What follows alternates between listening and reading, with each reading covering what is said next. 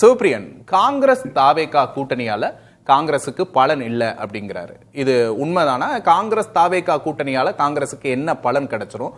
காங்கிரஸ் வளருமா? இதுவரைக்கும் திமுக கூட்டணியில காங்கிரஸ் வளரல அப்படிங்கிற ஒரு பார்வை இருக்கு. இப்போ காங்கிரஸோட வளர்ச்சி எப்படி இருக்கும்? நீங்க என்ன நினைக்கிறீங்க? காங்கிரஸ் வளர்றதும் வளராது இருக்கிறதும் அந்த கட்சியினுடைய தலைவர்களை, அந்த கட்சி எடுக்கின்ற முன்னெடுப்புகளை பொறுத்தது. அது திமுகவில் இருக்கும் போதும் வளரணும்னு நினைச்சிருந்தா வளர்ந்துருக்கலாம். அவங்க ஐடியாலஜிக்கல் ஸ்டாண்ட் எடுக்க வேண்டியதுதான்.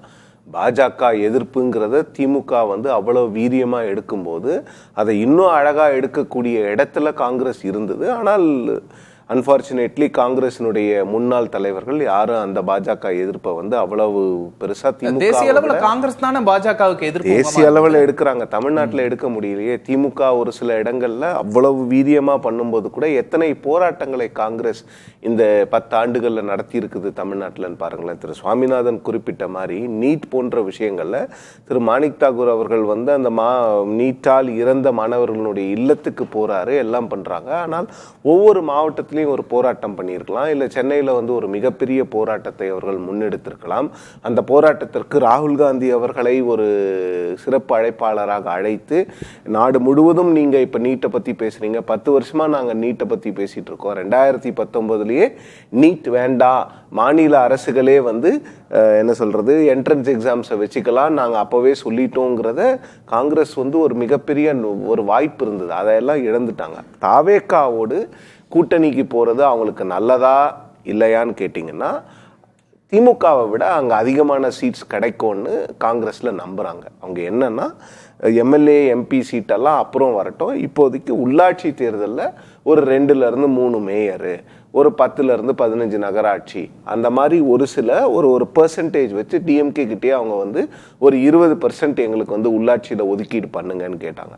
அந்த மாதிரி தாவேக்காவோட ஒரு பெர்சன்டேஜ் வைஸ் அவங்க ஒதுக்கீட்டுக்கு போகும்போது மேபி அவங்களுக்கு அது உள்ளாட்சி பிரதிநிதிகளை தேர்ந்தெடுப்பது, உள்ளாட்சி பிரதிநிதிகள் மூலமாக கட்சியை வளர்ப்பதற்கு வாய்ப்பு இருக்கலாம். சீட்ல மட்டும்தான் காங்கிரஸ் கவனம் செலுத்துது அப்படிங்கிறீங்களா? இல்ல, சீட்ல இருந்து தான் அவங்களோட வளர்ச்சி ஆரம்பிக்கும்.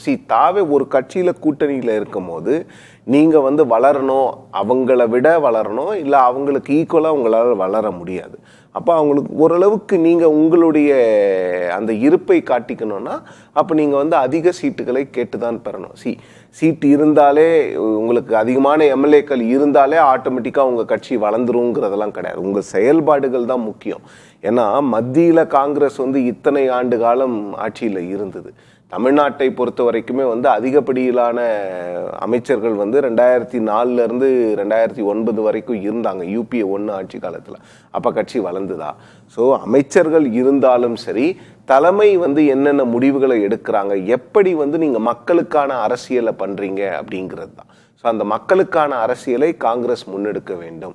சத்தியமூர்த்தி பவன்லேருந்து அரசியல் பண்ணாமல் இப்போ இருக்கின்ற 2 அமைச்சர்கள் சத்தியமூர்த்தி பவனுக்கு வராங்க, கட்சி தொண்டர்கள்கிட்ட பேசுகிறாங்க. இதெல்லாம் கட்சியை மேலோட்டமாக வளர்க்கும். உள்ளாட்சி பிரதிநிதிகள் மூலமாக தான் எப்பவுமே ஒரு கட்சி உண்மையிலே வளரும். ஸோ அப்போ அந்த இடத்துல தான் காங்கிரஸ் உள்ளாட்சி தேர்தலில் தாவேக்காவோடு இருந்தோம்னா நமக்கு அதிகப்படியிலான இடங்கள் கிடைக்கும். பட் உள்ளாட்சியில் கூட நீங்கள் அதிகமான இடங்கள் வைத்து கொண்டு கூட நீங்கள் செயல்படலைன்னா ஒன்றும் பண்ண முடியாது. செயல்பாடு காங்கிரஸோட இந்த இன்ஆக்டிவா இருந்ததுக்கு என்ன காரணம் நினைக்கிறீங்க? இப்போ திமுக அதிமுகங்கிற இருதுருவ அரசியல் அப்படிங்கிறது ரொம்ப பிரம்மாண்டமான ஒரு அரசியலா இருந்தது. அதை மீறி காங்கிரஸால எப்படி செயல்பட்டு இருக்க முடியும் அப்படின்னு நினைக்கிறீங்க? இவங்க 2 பேரையும் நம்பித்தான் மாறி மாறி காங்கிரஸ் இருந்தது. இப்போ பாஜக பாத்தீங்கன்னா 2024 ஒரு தைரியமா ஒரு முடிவை எடுத்து வெளியில ஒரு கூட்டணியை கட்டமைச்சு 2024 தேர்தலில் அவங்க ஒரு 3வது அணியாக போறாங்க. 18.5% வாக்குகள் அவங்க வாங்குறாங்க. அதன் பிறகு பாஜகவுக்குன்னு ஒரு பிம்பம் உருவாக்கப்படுகிறது. பாஜகவுக்கு இவ்வளவு செல்வாக்கு இருக்குன்னு. காங்கிரஸுக்கு இந்த வாய்ப்புகள் 2014 ஏற்பட்டது. ஆனால் 2013 அவங்க விஜயகாந்த் அவர்களோடு ஒரு கூட்டணிக்கு போலான்னு யோசிச்சுட்டு இருக்கிற நேரத்தில் திமுக ஒரு ரிக்வெஸ்ட் கேட்குறாங்க. கனிமொழி அவர்கள் மீண்டும் ராஜ்யசபாவுக்கு போனோம், உங்க ஆதரவு கொடுங்கன்னும் போது அவங்க திமுகவுக்கு கொடுக்கும்போது விஜயகாந்த் அவர்களுடைய தேமுதிக கொஞ்சம் கடுப்பாகி நீங்க வேண்டான்னு பாஜகவோட போறாங்க. ஸோ காங்கிரஸ் எப்பவுமே தமிழ்நாட்டை பொறுத்த வரைக்கும் அவங்க தமிழ்நாட்டுக்கான அந்த ஸ்பேஸ் இது வரைக்கும் கொடுத்ததே கிடையாது. நேஷ்னல் எலெக்ஷன்ஸ், நேஷ்னல் பாலிடிக்ஸ் வச்சு தான் தமிழ்நாடு அரசியல்ல எல்லா விஷயங்களுமே அவங்களுக்கு இயங்கும். இப்ப கூட பாருங்க, தாவேகாவோட கூட்டணியில இருக்கிறாங்க. ஆனால் திமுக வந்து எங்களோடு இணையணும், இந்தியா பிளாக்ல இருக்கணும், திமுக வந்து பாஜகவை எதிர்க்கிறதுக்கு எங்களோட இருக்கணும், எங்களுக்கு தான் சப்போர்ட் பண்ணும், திமுக தனியா செயல்படக்கூடாதுங்கிற தோணியில தான் காங்கிரஸ் தலைவர்கள் பேசுறாங்க.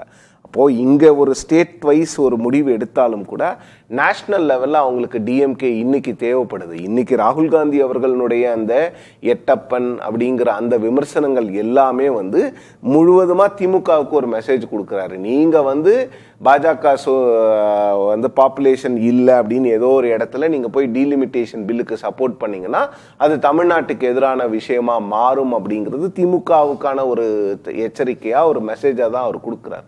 அவங்களுக்கு வந்து தேசிய பாலிடிக்ஸ் மட்டும்தான். தமிழ்நாட்டுக்கான ஸ்பேஸை அவங்க வந்து ஆட்சி இழந்த பிறகு பெருசா கொடுக்கல. அவர்களுக்கான வாய்ப்பு 89ல் ஒரு தனித்து போனாங்க, அதன் பிறகு முடியல. அதனாலதான் பாத்தீங்கன்னா 89ல் 24% இருந்த காங்கிரசினுடைய வாக்கு வங்கி இன்னைக்கு கிட்டத்தட்ட 3.5% 4% தான் அவங்களோட. எப்பவுமே தேர்தல் வந்துட்டா காங்கிரஸ் நம்ம கூட்டணியில இருக்கணும் அப்படிங்கிற அந்த பர்செப்ஷன் இருந்துகிட்டே தானே இருக்கு. காங்கிரஸோட தேவை அப்படிங்கிறது இருந்துகிட்டு தானே இருக்கு தமிழ்நாட்டில். காங்கிரஸோட தேவை இருக்குங்க. நீங்க கேட்ட கேள்வி வந்து காங்கிரஸ் தனிச்சு, காங்கிரஸோட தேவை, காங்கிரஸ் வந்து ஒரு அடிஷனல் பார்ட்டியா, ஒரு செகண்ட் பார்ட்டியா, எந்த கூட்டணி தான் இருக்கலாம். பட் காங்கிரஸ் இருக்கிற கூட்டணி எல்லாம் ஜெயிக்கணும்னா 2026ல் ஜெயிச்சிருக்கணுமே திமுக கூட்டணி. அப்படின்னு காங்கிரஸ் இருக்கிற கூட்டணி தான் ஜெயிக்குங்கிறதெல்லாம் ஒன்றும் கிடையாது. 2011லயும் இந்த கூட்டணி தோத்துருக்கு, 2016லயும் தோத்துருக்கு. பட் அதிகப்படியான வெற்றிகளை இவர்கள் வந்து நாடாளுமன்ற தேர்தலில் பெருமளவுக்கு பெற்றிருக்கிறாங்க, இல்லைன்னு சொல்ல. சட்டமன்ற தேர்தலில் 2 தோல்வி, சட்டமன்ற தேர்தலில் 2 வெற்றி, இப்படிதான் இவங்க. ஆனால் நாடாளுமன்ற தேர்தலில் 4 நாடாளுமன்ற தேர்தலுமே ஒரு பெரிய வெற்றியை இந்த கூட்டணி பெற்றிருக்குது. ஆனால் காங்கிரஸ் வந்து தனித்து வளரணும்னா அவங்களுடைய செயல்பாடுகள், அவங்க வந்து இப்போ வந்து டிவிகே வந்து ஒரு விஷயம், ஒரு டிசிஷன் எடுக்கிறாங்கன்னா கூட்டணி கட்சிங்கிறதுக்காகவே அவங்களுக்கு சப்போர்ட் பண்றதுங்கிற இடத்துல இருந்து காங்கிரஸ் விலகணும். இப்ப இடதுசாரிகளும் விசிகாவும் திமுக கூட்டணியில் இருந்த போதும் பழைய மெத்தட்ல இருந்து காங்கிரஸ் விலகணும். ஆமா, நிச்சயமா. ஏன்னா நீங்க வந்து அப்ப என்ன ஆகுதுன்னா, நீங்க வந்து எந்த கட்சியோட கூட்டணியில் இருக்கிறீங்களோ அந்த கட்சியினுடைய எக்ஸ்டென்ஷனா தான் நீங்க செயல்படுவீங்கிற ஒரு தாட் ஆட்டோமேட்டிக்கா எல்லாருக்கும் காங்கிரஸ் மேல அந்த சாயம் தான் இருக்கு வரைக்கும். அதனால அதுல இருந்து விலகணும்னா நீங்க இடதுசாரிகள் போன்று விசிகா போன்று கொள்கை ரீதியிலான ஸ்டாண்ட் நீங்க எடுக்கும் பொழுதுதான் அப்ப மக்களுக்கு வந்து ஓகே இவங்க நமக்காக போராடுவாங்க. ஸோ பேசிக்கலா வந்து இப்ப திமுக அதிமுகவுக்கே மக்கள் 60 வருஷம் மாத்தி ஓட்டு போட்டுட்டு இருந்தாங்க. ஏதாவது ஒரு பிரச்சனைனா இந்த 2 கட்சியில இருக்கக்கூடியவர்கள் வந்து நம்ம கிட்ட நிப்பாங்க, நமக்காக போராடுவாங்க அப்படிங்கிறதா. அந்த இமேஜை முதல்ல காங்கிரஸ் வந்து மக்கள் கிட்ட கொண்டு வரணும். அப்பதான் அவங்க வளர்றதுக்கான வாய்ப்புகள் இருக்கு. இப்ப அவங்க என்ன நினைக்கிறாங்கன்னா, திமுக அதிமுக ஓரளவுக்கு வலுவிழந்துட்டு வருது, இந்த நேரத்துல ஒரு செக்குலர் ஃபோர்ஸா நம்ம வந்து பெருமளவுல எமர்ஜ் ஆகணும்னு நினைக்கிறாங்க. அது சரி. ஆனால் தாவேகாவினுடைய உதவியோடு மட்டும் இல்லாம இவங்க தனியா இவங்களுக்கு இருக்கக்கூடிய உள்ளாட்சி அமைப்புகளுடைய பிரதிநிதிகளோ இல்ல சட்டமன்ற உறுப்பினர்களோ நாடாளுமன்ற உறுப்பினர்களோ இவங்களை வச்சு கட்சி அந்த காங்கிரஸ் தனியா வளர்றதுக்கு முயற்சி பண்ணணும். வளர்றதுக்கு முயற்சி பண்ணாதான் அவங்களால தனியா வளர முடியும். இல்லைன்னா அவங்களோட வளர்ச்சி ஏற்கனவே திமுகவை நம்பி இருந்த மாதிரி இப்ப மீண்டும் தாவேகா அந்த பேர் மட்டும்தான் மாறி இருக்கும்.